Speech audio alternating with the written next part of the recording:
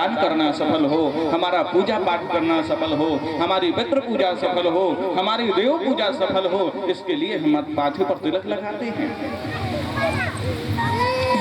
गले में वो अंग्रेज माताएं क्या तुलसी की माला धारण करके रखती हैं, और हम लोगों को शर्म आती है तुलसी की माला धारण करने में।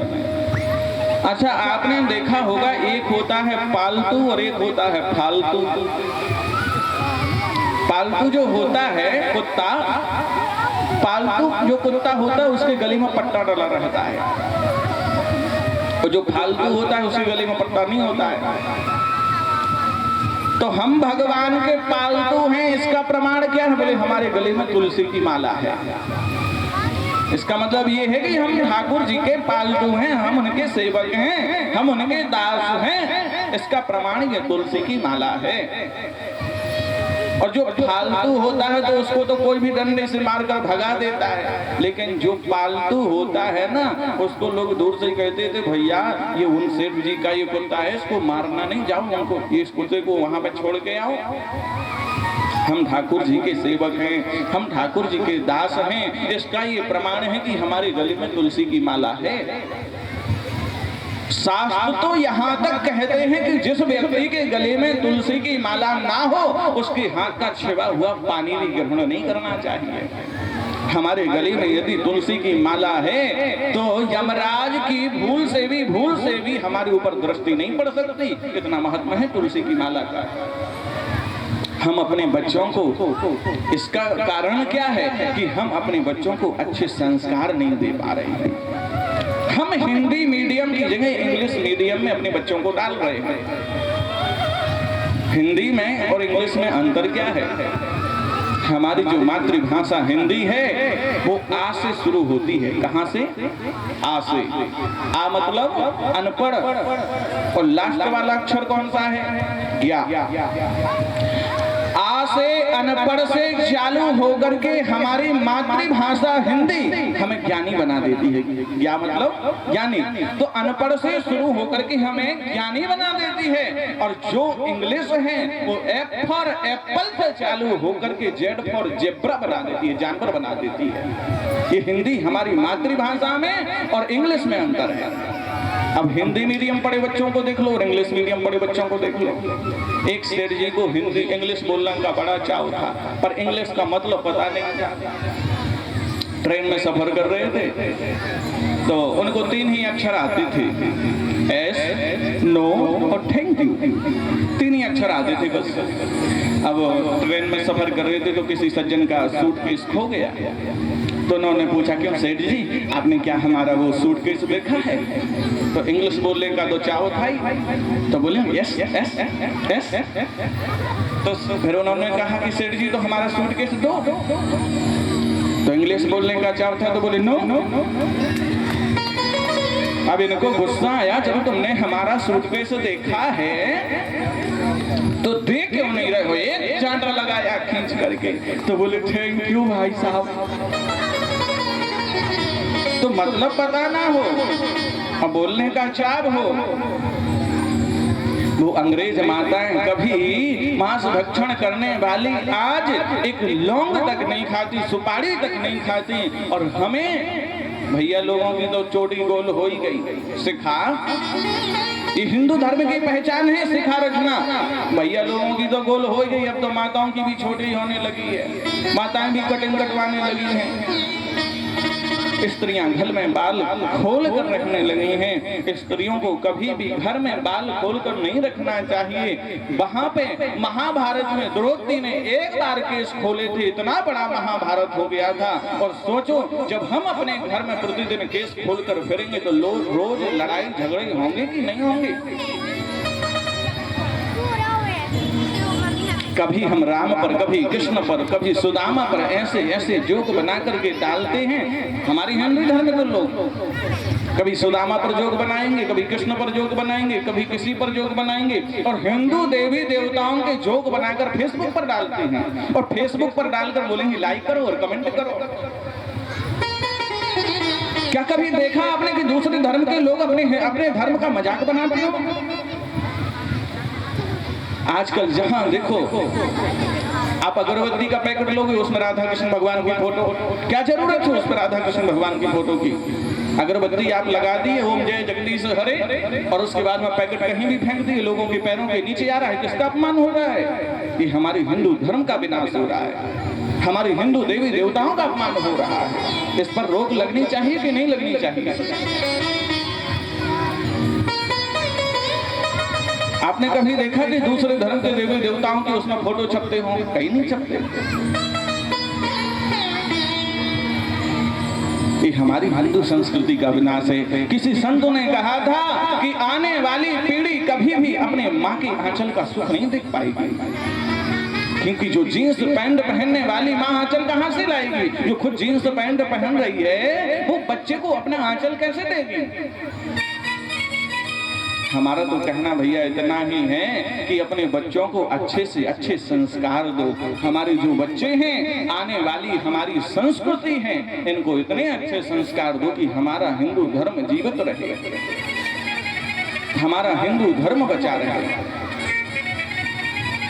आप दूसरे लोगों को देख करके दिखावा मत करो कि वो जीन्स पैंट पहन रहा है तो हम भी जीन्स पैंट पहनेंगे।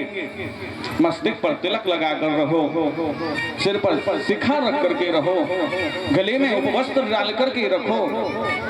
ये हमारे हिंदू धर्म की पहचान है। प्रत्येक घर में लाल ध्वजा होनी चाहिए, ये हमारी हिंदू धर्म की पहचान है। आज हम कुत्तों को पालना पसंद करते हैं, गाय को पालना पसंद नहीं करते। कुत्तों के पीछे दुम पकड़ करके पीछे पीछे चलेंगे, पर ये गाय की रस्सी पकड़कर उसको चराएंगे नहीं, उसको चारा नहीं देंगे। इससे हमारे धर्म का विनाश हो रहा है। आप सभी लोगों से केवल एक ही आग्रह है कि अपने हिंदू धर्म की रक्षा करो भैया। और जब पृथ्वी माता को श्रीधाम वृंदावन के दर्शन कराए तो यहाँ पर पता है, वृंदावन के जब पृथ्वी मैया को दर्शन कराए और वृंदावन में मीराबाई, देखने में ऐसा लगता है उन अग्रज माताओं को जैसे साक्षात मीराबाई है क्या। और जब मीराबाई सब जगह गई तो किसी ने पूछ लिया, मीराबाई सही सही बताओ सबसे अच्छा आपको कहाँ लगा? आप देखो हरिद्वार भी गई, ऋषिकेश भी गई, बनारस भी गई, आप उज्जैन भी गई, रामेश्वर गई, सब जगह गई, वृंदावन भी गई, आप ये बताओ आपको सबसे अच्छा कहाँ लगा? सो मीराबाई के मुख से निकल गया, अरे लगत वृंदावननी को आली री मोहे, लगत वृंदावननी को, लगत वृंदावननी को आली री मोहे, लगत वृंदावननी को, लगत वृंदावननी को आली री मोहे, लगत वृंदावननी को, लगत वृंदावननी को आली री मोहे।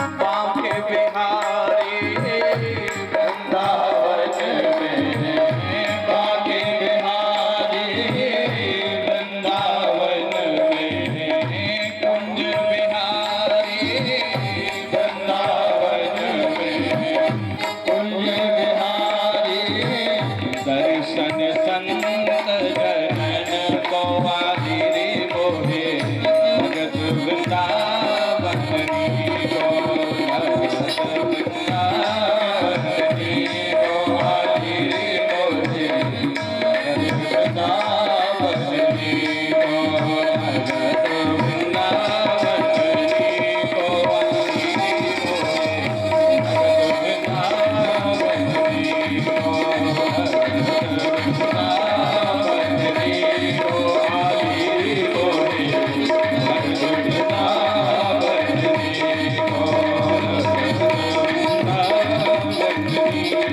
आदिरे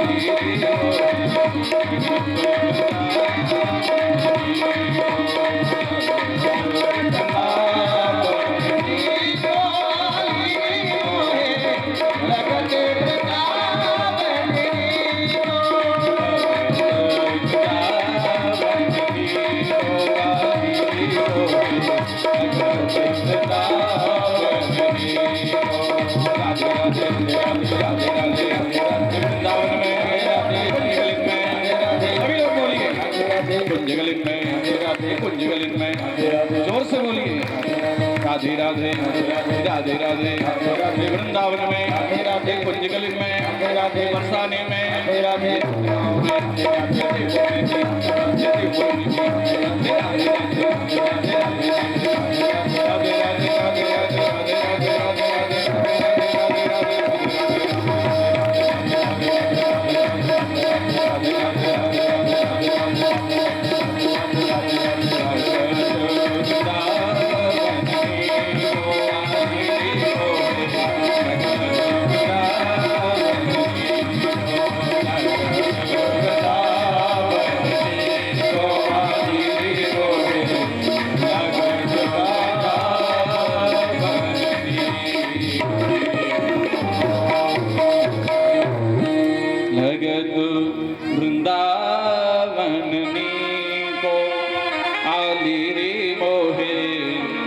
लगत वृंदावन को। पृथ्वी मैया का प्रभु ने अभिमान दूर किया और पृथ्वी मैया की पुनः स्थापना करी। इसके आगे ब्रह्मा जी के एक पुत्र और हुए जिनका नाम था कर्दम। कर्दम ऋषि से ब्रह्मा जी ने कहा भैया सृष्टि रचना में मेरा सहयोग करो। कर्दम ऋषि बोले देखो मैं तो बाबा जी बनूंगा, मैं तुम्हारी सहायता नहीं कर सकता। ब्रह्मा जी ने कहा देखो बाबा जी बनना उसी व्यक्ति का सफल है जो पहले गृहस्थ आश्रम में रह चुका हो। कर्दम ऋषि बोले मुझे गृहस्थ आश्रम में नहीं रहना, मैं तो सीधे बाबा जी बनूंगा, संन्यास लूंगा। और कर्दम ऋषि ने 10,000 वर्षों तक तपस्या करी। फिर उसके बाद में जब तपस्या से उठे तो उनको स्मरण आया देखो दुनिया के लोग विवाह करते हैं और अपनी पत्नी के साथ रमण करते हैं और मुझे देखो इस जंगल में पड़ा हुआ हूँ बाबा जी बन करके। हाथ में जल लिया, संकल्प लिया मेरी भी शादी हो जाए और तपस्या करने बैठ गए। भगवान अपने मन में सोच रहे हैं देखो कोई तपस्या करता है कि मुझे भगवान मिल जाए, कोई तपस्या करता है कि मुझे शक्तियां मिल जाएं, कोई तपस्या करता है कि मेरा घर परिवार सही चलने लगे। और इन बाबा जी को देखो संकल्प ले लिए कि मेरा विवाह हो जाए, बताओ, और तपस्या करने बैठ गए। भगवान नारायण प्रसन्न हुए और कर्दम ऋषि को वरदान दिए। कर्दम ऋषि से कहने लगे देखो हम मनु महाराज से बात कराए हैं, ब्रह्मरोही वरदान मांगो, क्या वरदान चाहिए। कर्दम ऋषि कहने लगे प्रभु आपका दर्शन हो गया और क्या चाहिए। अब दर्शन तो मिल ही गए लेकिन जो मन में है वो बोलो। अब देखो मन मन भावे और मूड हिलावे। मन में तो बड़ा अच्छा लग रहा है कि मैंने तपस्या करी, भगवान प्रसन्न हो गए, वरदान और मांग लो। यही बोल दें कि शादी कर लो, तुरंत बोल दूंगा। भगवान ने कहा जब मेरे दर्शन ही करने थे तो मुझे वैसे ही बुला लीजिए, मैं तो वैसे ही आ जाता। फिर ये तपस्या काय को करी कि मेरी शादी हो जाएगा। यदि ये तपस्या ही नहीं करते तो मैं मनु महाराज से बात ही करके नहीं आता। मैं तो मनु महाराज की पुत्री देवहूति से आपकी बात भी करके आया हूँ। अब प्रभु विवाह के चक्कर में काय को पड़े, मन मन भावे और मूड हिलावे। देखो पहले का समय था कि जब माता पिता अपने बच्चों की शादी की बात करते थे ना तो बच्चे लोग कहते थे पिताजी अब जैसा आप ठीक समझो, आप जो करोगी अच्छा ही करोगे, और वहां से उठ करके चले जाते थे। लेकिन आज के समय में माता पिता देखने बाद में जाएंगे, पहले बच्चों को भेज देंगे भैया तुम देखा, उसके बाद हम आएंगे। बच्चे लोग इंची टेप साथ लेकर चलते हैं। हम 5 फुट के हैं तो सब 6 फुट की नहीं चलेगी, हमें भी 5 फुट के ही चाहिए। लोगों में लाज शर्म तो रही नहीं। करदम ऋषि से कहा देखो हम मनु महाराज की पुत्री देवहूति से बात करके आए हैं, आपका उनके साथ विवाह हो जाएगा। तो यहाँ पर मनु महाराज की पुत्री देवहूति का विवाह करदम ऋषि के साथ में हुआ। करदम ऋषि का विवाह जब देवहूति मैया के साथ हो गया तो इनकी समाधि लगाई। समाधि लगने के बाद में कई वर्षों बाद ये समाधि से उठे और उसके बाद में फिर इनके यहाँ 9 कन्याओं का जन्म हुआ। फिर इनको याद आ गया अरे मैंने तो भगवान से वरदान मांगा था कि आप मेरे पुत्र बन करके आना, कि चाहे तो मैं ही समान सुत और प्रभु सन गबन दुराव। मैंने तो उनसे कहा था कि आप मेरे पुत्र बन करके आना। तो अब 10वें संतान के रूप में साक्षात नारायण कपिल देव के रूप में प्रकट हो रहे हैं करदम ऋषि के यहाँ। बोलो कपिल भगवान की जय। और कपिल भगवान का जैसे प्रादुर्भाव हुआ तो 9 कन्याओं का विवाह करके कपिल भगवान का दर्शन करके और करदम ऋषि गंगा सागर की ओर चले गए तपस्या करने के लिए। और यहाँ पर देवहूति मैया प्रतिदिन कपिल भगवान को सिंहासन पर बिठाते बढ़िया सुंदर श्रृंगार करते हैं और उनसे प्रश्न पूछते हैं। यहाँ से होता है देवहूति कपिल संवाद प्रारंभ। यहाँ पर देवहूति मैया प्रश्न करती हैं कपिल भगवान से, प्रभु एक बात बताओ, इस संसार में सुखी कौन है? आप लोग अपनी छाती पर हाथ रखकर कह सकते हो कि मैं सुखी हूँ? बताओ, कह सकते हो अपनी छाती पर हाथ रख कर कि मैं सुखी हूँ? नहीं कह सकते ना।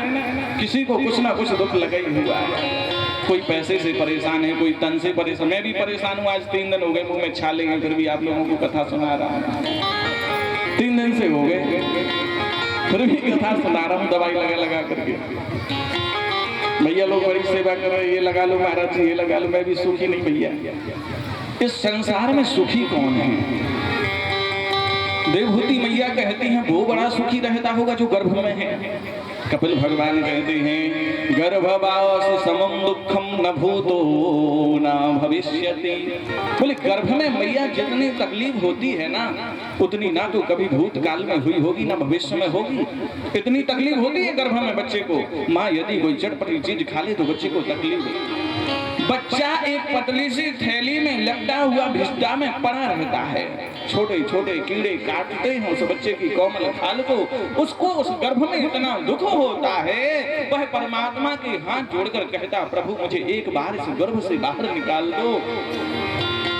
बाहर आते ही आपका ऐसा भजन करूंगा कि कभी दोबारा इस गर्भ में ना आना पड़े। मैया कहती है अच्छा गर्भ में था बड़ा तकलीफ थी, फिर गर्भ से बाहर आ गया होगा तब सुखी रहता होगा। पहले खटमल काटते थे, छोटे छोटे कीड़े काटते थे, अब बाहर आ गया तो अब सुरक्षित रहेगा, अब कोई दिक्कत नहीं होगी, अब सुखी रहता होगा। कपिल भगवान कहने लगी मैया फिर भी सुख नहीं है, बच्चा छोटा सा है, ज्यादा दूध पीने से रो रहा है। माँ कहती मेरा लल्ला बहुत ज्यादा भूखा है सो और दूध पिलाती है। कभी कभी ज्यादा दूध पीने से रोता है तो ज्यादा दूध पिलाती है, और जब बच्चा रोए तो भूख लगी है तो माँ सोचती है आज लगता है ज्यादा दूध पी लिया है इसलिए रो रहा है, दूध नहीं पिलाती। अब मच्छर काट रहे तो बच्चा बता नहीं पा रहा है कि मुझे मच्छर काट रहे हैं। फिर धीरे धीरे और बड़ा हुआ। हाँ अब देवहूति मैया बोली अब बच्चा छोटा सा था, बता नहीं पाता था, अब बड़ा हो गया है, बोलकर जानने लगा है, तो अब बता सकता है, अब बड़ा सुखी रहता होगा। कपिल भगवान कहते मैया माता पिता बालकनु बुलावे और उदर भरे सो धर्म सिखावे। माता पिता ने अब तो एडमिशन करवा दिया स्कूल में, सो जितना वजन खुद का नहीं है उससे दुगना वजन पीठ पर लाद करके पेट भरने की विद्या सीखने जा रहे हैं साहब। अब जो थोड़ा ममता माँ के चरणों में लगी थी, जो थोड़ी ममता पिता के चरणों में लगी थी, वो सब ले जा करके और मित्रों के साथ में बट गई। अब धीरे धीरे और बड़ा हुआ, पढ़ लिख करके बढ़िया नौकरी लग गई। हाँ देवहूति मैया बोली अब नौकरी लग गई है, पैसा आने लगा है तो अब सुखी रहता होगा। लेकिन कपिल भगवान कहते मैया फिर जब नौकरी लग गई सो मम्मी पापा ने सोचा बच्चा तो शादी लायक हो गया है, सो बच्चे की शादी कर दी। अब पत्नी आ गई, सो जो ममता माँ के चरणों में थी, जो ममता पिता के चरणों में थी, जो ममता मित्रों में थी, वो सब ले जा करके वो श्रीमती जी के चरणों में बन गई। अब जो हाई कमान का आदेश होगा वही होना है। हाई कमान ने कह दिया आज ये बनेगा तो वही बनना है, खुद की मर्जी से कपड़े भी नहीं पहन सकते। अब तो और दुखी हो गया। इस संसार में सुख नहीं है कि दीन कहे धनवान सुखी और धनवान कहे सुख राजा को भारी, और राजा कहे महाराज सुखी, महाराज कहे सुख इंद्र को भारी। इंद्र कहे चतुरानन को सुख, चतुरानन कहे सुख विष्णु को भारी, और तुलसीदास विचार कहे भजन बिना सब जीव दुखारी, भजन बिना सब जीव दुखारी। इस संसार में भैया हर एक व्यक्ति भजन के बिना दुखी है। और सुखी कौन है? बोली जिसके पास में राम नाम रूपी धन है वो इस संसार में सुखी है, और जिसके पास राम नाम रूपी धन नहीं है वो तो दुखी है। जो राम जी के दास हैं वो इस संसार में सुखी हैं। सुखी राम के दास। दीन कहता है, गरीब कहता है कि वो धनवान बड़ा सुखी होगा, लेकिन उस धनवान से पूछो क्या तुमको रात में नींद आती है? जो एक किसान को हाथ का तकिया बना करके मिट्टी में लेट करके नींद आती है, वो उस धनवान को नींद नहीं आ सकती। जो एक गरीब को एक कपड़े में नींद आ जाती है वो धनवान को नींद नहीं आती।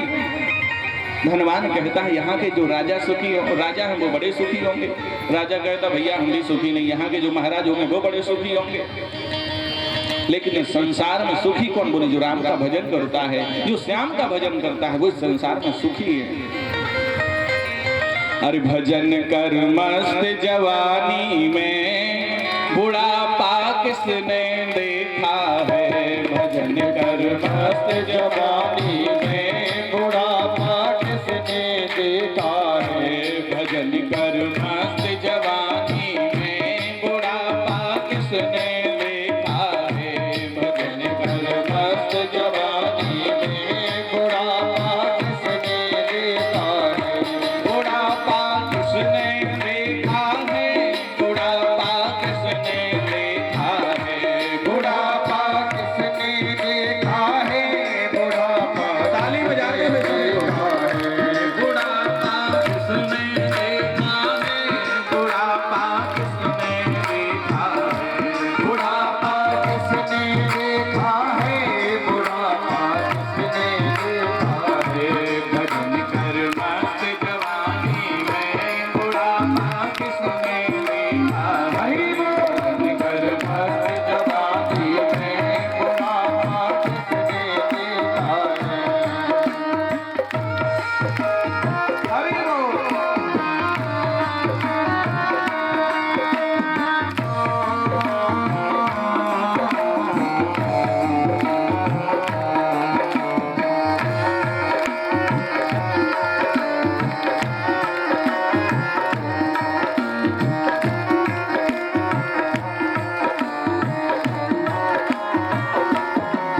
और भैया संत ने कहा अभी जवानी है तो भगवान का भजन कर लो, बुढ़ापा आ जाएगा तो कंठम भुरभुराए दे, खुल खुल खुल खांसी चलने लगेगी, फिर भगवान का मुंह से नाम भी नहीं निकलेगा। इसलिए अभी जवानी है तो अभी भगवान का नाम ले लो, अभी मन में दांत है तो ऐसे तो भगवान का नाम ले लोगे।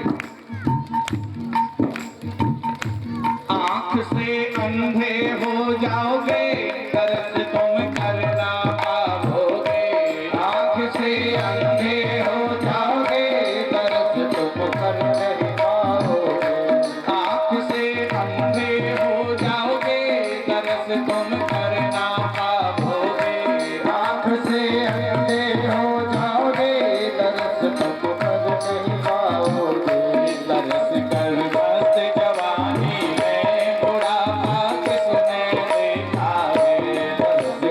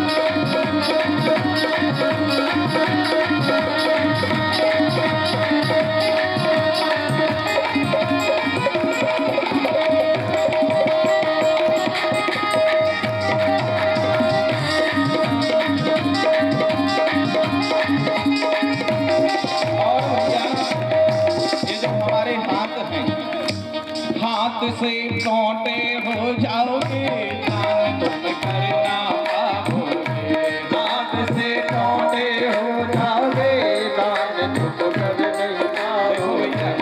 जब गुरु के यहाँ जाओ, गुरु के यहाँ जब जाओ, जब अपनी बेटी के यहाँ जाओ तो खाली हाथ नहीं जाना चाहिए, कुछ ना कुछ लेकर के आना चाहिए। चाहे भले अन्न के 2 दाने हो, सबसे बड़ा दान है अन्नदान। तो गुरु के यहाँ जब जाओ, बेटी के यहाँ जब जाओ तो कुछ ना कुछ लेकर के जाना चाहिए, खाली हाथ नहीं जाना चाहिए। हाथ से छोटे हो जाओगे दान तुम करना पाओगे। हाथ से छोटे हो जाओगे दान तुम कर नहीं पाओगे। दान कर मस्त जवानी में बुढ़ापा किसने देखा है। दान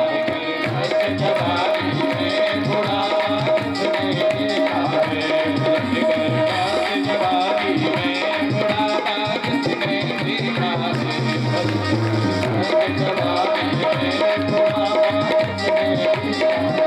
कर मस्त जवानी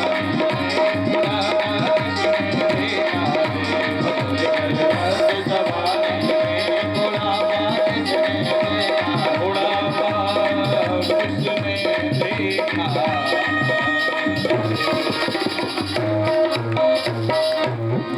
कर मस्त जवानी में बुढ़ापा किसने देखा है।